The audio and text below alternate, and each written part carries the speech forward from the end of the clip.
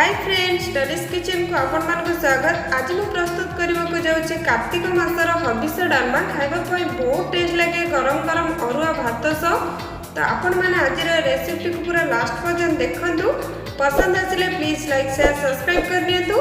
पाखे थी bell icon को प्रेस कर दिंतु जहाँद्वारा मो वीडियो नुआ नुआ नोटिफिकेशन आपण मान को मिल जाव। तो चलते आज रेसिपी को स्टार्ट करनबा।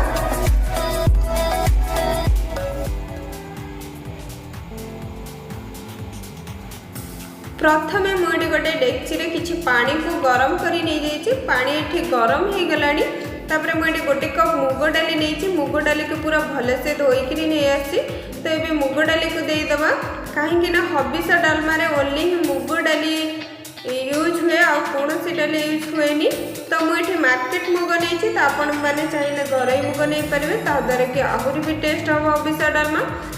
तो मुग डाली दे सारापर ये मुझे परिवा नहीं दुईटी कंचा कदली नहीं आउ 6-7टी सारू नहीं आउ छोट खंडे माटी आलू नहीं भले चोपा छड़ी आपको धोईक नहीं आसी। तो हबिष डालमा ओनली ही यही परिवा दिज्व आ कौन परिवा पड़ोनी। तो आपण मैंने चाहिए आधे कंदमूल पकई पारे कंदमूल भी पड़ पार आउ कौन आलू फल पड़ पारनी। तापर मुझे टेस्ट अनुसार लुण पकई दूची आ 2टी तेजपत्र पकई दूची।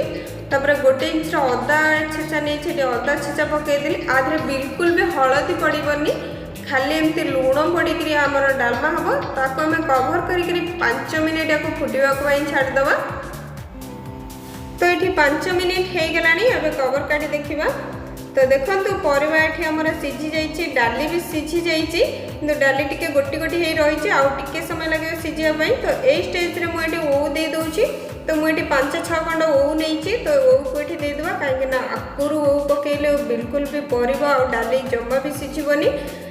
तो ये मुझे दे दी सारापर कवर कर 2-3 मिनिट सीझापी छाड़देव। तो 3 मिनिट हो गलानी। अब कवर काटी देखुची।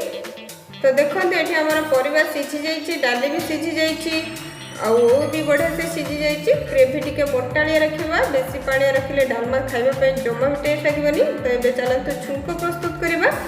तो मुझे पैन रे देसी गुआ घी नहीं। तो ये डालमा हबिष डालमा ओनली गुआ घी ही यूज हुए आउ कौन तेल भी यूज हुए।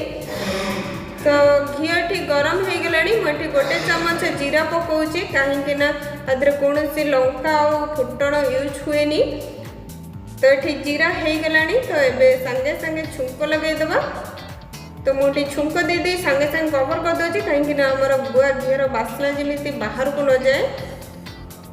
तो ये पैन जो टिके थिला ताको गोड़े पकईदेली। ये लास्ट को भजा जीरा गुंड 1 चमच दे दूची। आधे कौन लंका गुंड भी यूज हुए आ कौन मसला भी यूज हुए। तो भजा जीरा गुंड दे सारापर आपको गोले देली।